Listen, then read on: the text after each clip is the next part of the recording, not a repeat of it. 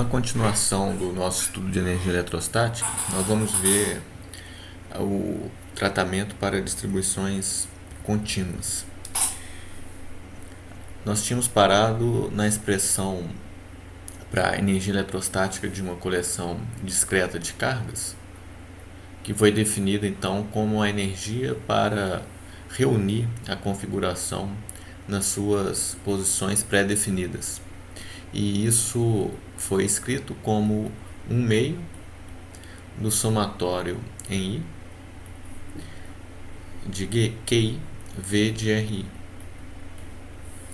Para passar para o contínuo, uma estratégia é fazer o que nós sempre temos feito nessas ocasiões: definir uma densidade volumétrica de carga em 3 dimensões, como um ΔQ sobre ΔV no limite do ΔV ir para zero, e aproveitar essa definição para considerar um volume que engloba vários ΔQs infinitesimais, ΔQ1, ΔQ2, ΔQ3 e assim por diante. E aí a expressão fica sendo o somatório de um ΔQI, eu divido por ΔVI, multiplico por ΔVI e V de RI. Aí eu faço aqui o limite do delta, de cada um desses ΔVIs indo para zero, e aí eu chego na densidade volumétrica através desse ΔQ sobre ΔV nesse limite. O RI passa a ser uma variável contínua, vou chamar de R, e a integração fica sendo onde houver densidade de carga. Então, nesse limite, eu tenho a energia eletrostática dada por 1/2 da integral de ρ de R, V de R, dV. Então, essa é a minha energia eletrostática de uma distribuição contínua em 3 dimensões. Em 2 dimensões eu teria o sigma dA, em uma dimensão eu teria um lambda dL. Há outra maneira de escrever essa expressão que enfatiza o ponto que a energia eletrostática está armazenada no campo. Então eu vou tentar associar essa energia eletrostática agora com o campo elétrico E. A conexão é feita procurando o campo elétrico dentro desse integrando. Por exemplo, a lei de Gauss, na forma diferencial, nos diz que a divergência de E é ρ sobre ε0. Então eu posso aproveitar essa expressão para escrever a minha energia eletrostática como 1/2 da integral no V de R, que está aqui, ρ, que vai ser escrito então como um ε0, que eu ponho do lado de fora, divergência de E dV. Bom, há uma técnica que a gente vai usar muitas vezes que se chama integração por partes. É o análogo da integração por partes que nós vemos em cálculo 1 para a função de uma variável, só que agora em 3 dimensões, no cálculo vetorial. Isso pode ser visto a partir de uma regra de produto. Imagina que eu tenho a divergência de V vezes E. O produto VE é o produto de uma função escalar, que é o potencial, função de R, com uma função vetorial, que é o campo elétrico. Então, o produto VE é uma função vetorial. Cada componente do campo elétrico está multiplicado pela função V, e aí eu tenho um novo vetor, que eu estou chamando de VE. Eu posso fazer essa conta usando a definição de divergência. Então, isso aqui vai ser um ddx, ddy, ddz, um operador então diferencial, que é esse operador, agindo via produto escalar nas componentes desse vetor VE, que vai ser, as componentes vão ser então VEx, VEy, VEz. Ora, como é um produto escalar, eu faço ddx da primeira componente, mais ddy da segunda componente, mais ddz da terceira componente. Então, isso aqui resulta em ddx de Vx mais ddy de Vy mais ddz de V a Z. Agora é bem direto. Para transformar isso, eu uso a regra do produto e derivadas, né? Então eu tenho V constante, deriva em relação a x, o EX. Cada termo vai gerar 2, né? Então aí depois o EX constante, eu derivo V em relação a x. E faço a mesma coisa para os outros dois termos. V dy dy mais EY dv dy. Finalmente, V dz dz mais EZ dv dz. Agora resta agrupar o que for parecido. Eu tenho este termo e este termo, que são todos do mesmo tipo, V e derivadas de E de componentes do campo elétrico. A componente X derivada em relação a X, a componente Y em relação a Y, a componente Z em relação a Z. Então fica claro que essa expressão pode ser agrupada como um V, esses três termos podem ser agrupados como um V divergência de E. Porque a divergência de E é justamente dx dx mais dy dy mais dz dz. E cada um desses termos é multiplicado por V. Então aí esses três termos geram esse. Por outro lado, eu tenho três outros termos que também podem ser agrupados. Eles também são do tipo EX ddx do V, EY ddy do V e EZ ddz do V. Então eu posso chamar esse termo de E escalar gradiente de V, porque gradiente de V é um vetor cujos componentes são dv dx, dv dy, dv dz. Quando eu faço produto escalar com E, eu faço EX vezes dv dx mais EY dv dy mais EZ dv dz. E com isso, então, eu tenho uma regra de produto. Eu parti da divergência de V E e escrevi isso como V divergência de E mais E escalar gradiente de V. A gente pode ver isso como o V constante e derivadas do E via divergência, mais o E constante e derivadas do V via operador gradiente. É a regra de produto. Eu vou escrevê-la aqui novamente para mostrar onde nós queremos chegar.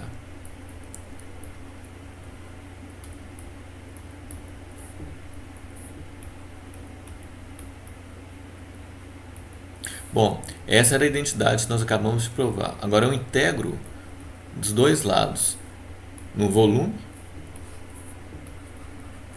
Vejo que o primeiro termo meu é uma integral de volume da divergência de um campo vetorial que eu estou chamando de VE.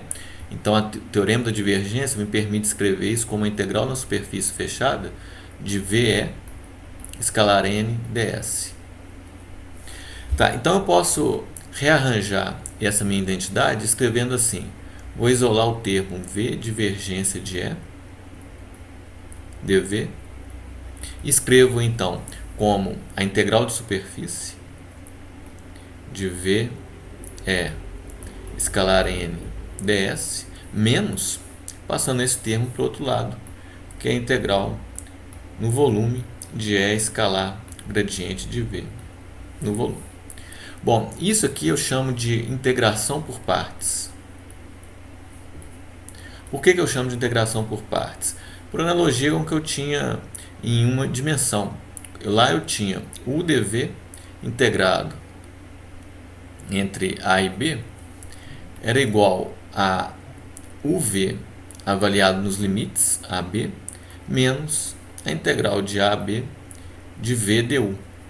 Olha a estrutura. O dv, aqui eu também tenho potencial e derivadas de uma outra quantidade, que é o E. Isso é igual a uv nos limites, o produto das duas coisas no limite. Aqui eu tenho em 3 dimensões. Então, o meu limite é o limite de um volume, que é uma superfície. Então, eu estou avaliando o produto VE no limite. Menos a integral de AB de V du. Antes eu tinha U dv, agora eu tenho V du. Troco os papéis de U e V. Aqui é a mesma coisa. Antes eu tinha V derivadas do E, agora eu tenho E derivadas do V. Então é a mesma coisa na estrutura. Então essa é uma regra que eu estou chamando de integração por partes.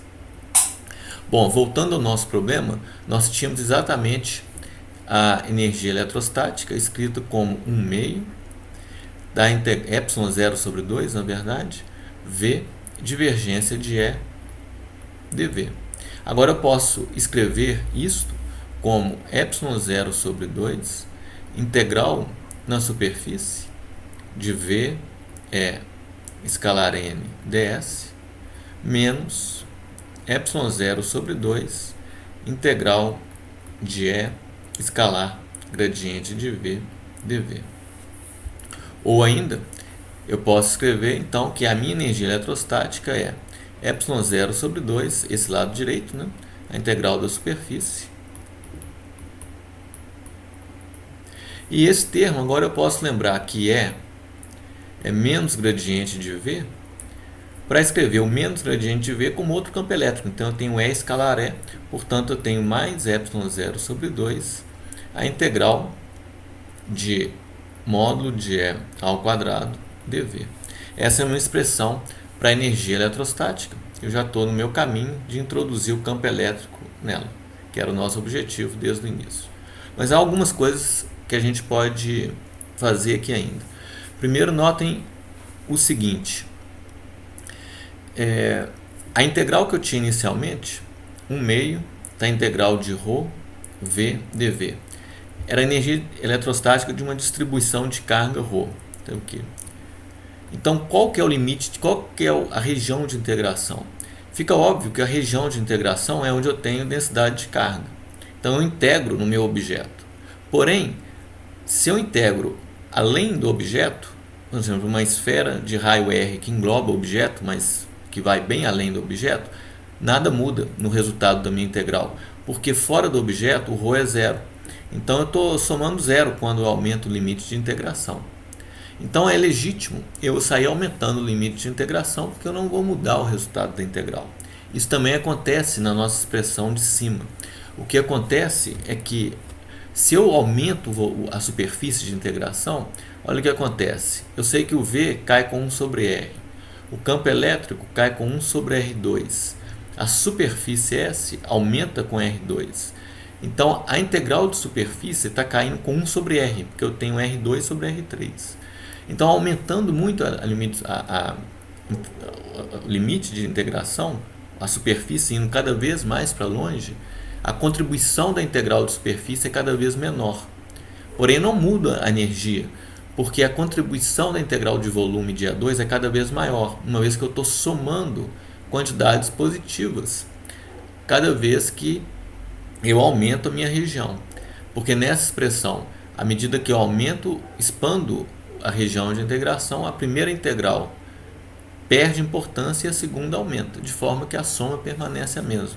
Mas aí tem um resultado interessante. Se eu ponho a superfície indo lá para o infinito, quer dizer, se eu integro no espaço inteiro, a minha energia vai ser toda devida ao segundo termo apenas, porque essa integral de superfície está caindo com 1 sobre R, e agora eu estou indo para o infinito. Então a minha integral, meu resultado passa a ser energia eletrostática ε0 sobre 2, integral de E2 dV no espaço inteiro. Só quando eu uso o espaço inteiro, eu posso reduzir aquela expressão de dois termos em um termo só. Muitas vezes nós vamos usar essa expressão que enfatiza que a energia eletrostática está no campo elétrico. Vamos ver um exemplo para ver como isso funciona. Voltamos ao nosso velho caso de uma densidade de carga numa casca esférica sigma uniforme, a esfera de raio R. Nós sabemos que o campo elétrico assume Q sobre 4πε0, 1 sobre R2 na direção radial, quando R é maior que o raio da esfera. E E é igual a zero quando R é menor que o raio da esfera. Que aqui na superfície gaussiana, que eu construo lá dentro, não engloba carga nenhuma. Então o campo é zero. E a energia eletrostática? Bom, para calcular a energia eletrostática de uma primeira maneira, vou chamar de A, eu uso a primeira expressão que eu tinha, passagem direta para o contínuo da expressão que tínhamos obtido para o discreto. Em duas dimensões, isso é um meio de sigma V dA. Quem que é o potencial? O potencial é menos a integral de infinito até R de E escalar dl. Esse R, eu vou colocar R maiúsculo, que eu tenho que avaliar o potencial na superfície da esfera. Então, isso aqui vai ser a integral de Q sobre 4πε0, tem um sinal menos aqui, de infinito até R, 1 sobre R2 dr. E isso finalmente é Q sobre 4πε0, 1 sobre R, é o potencial na superfície da esfera. Vou chamar de V de R, lembrando que lá no infinito o potencial está colocado como zero. Então a fórmula vai ser usada diretamente, porque V é constante na superfície da esfera. Ele sai da integral. Sigma é constante, ele sai da integral. Fica a integral de dA, que é 4πr2, a superfície da esfera. Então eu fico com 1 meio sigma Q sobre 4πε0, 1 sobre R, 4πr2. Isso pode ser escrito agrupando sigma com 4πr2, densidade superficial de carga vezes área é a carga total. Isso vai ficar 1 sobre 8πε0, Q2 sobre R. É o meu resultado. Pois bem, segunda maneira de fazer isso é calculando via ε0 sobre 2, integral no espaço inteiro, é 2 dV. Ora, para fazer isso, eu tenho que dividir meu espaço inteiro em duas partes, porque eu tenho dois valores distintos de campo elétrico, um para fora da esfera, outro para dentro da esfera. Então, eu fico com ε0 sobre 2, integral de 0 a R maiúsculo, de um campo que eu estou chamando de E1 ao quadrado, que é a parte dentro da esfera, mais ε0 sobre 2, integral de R infinito de 1E2 ao quadrado, dV, que é o campo a partir de R igual a R maiúsculo. Então, é o campo fora da esfera. Dentro da esfera eu sei que é zero, eu não tenho essa contribuição. Então, a minha energia eletrostática vem toda desse termo aqui. Então, eu escrevo ε0 sobre 2, eu tenho E ao quadrado, então eu ponho Q2 sobre 16 π2 ε02. Então é Q sobre 4πε0 ao quadrado. Dá isso. Integral de R a infinito, 1 sobre R2 ao quadrado, estou chamando então de 1 sobre R4, dV. dV é R2 seno de θ, dθ, dφ, e ainda tenho dr. Então aqui eu ainda tenho duas integrais, que são as integrais em dθ, dφ. A integral da parte angular, uma integral que eu chamo de integral de dω, é 4π. Então, eu fico com a integral de 1 sobre R2 vezes 4π. Logo, vai ser ε0 sobre 2, 4π, Q2, dividido por 16 π2, ε02, integral de 1 sobre R2 dr é menos 1 sobre R, e isso avaliado de R a infinito. Logo, eu tenho uma energia eletrostática que vai ser Q2 dividido por 8π ε0, notem que tem um ε0 corta, eu tenho 4 com 16 corta, vira 4 vezes 2, 8, π2 corta com π. Então isso tudo dá Q2 sobre 8π ε0, e aqui dá 1 sobre R, que era o mesmo resultado que nós tínhamos antes. Então esse é o nosso resultado para energia eletrostática de um sistema contínuo.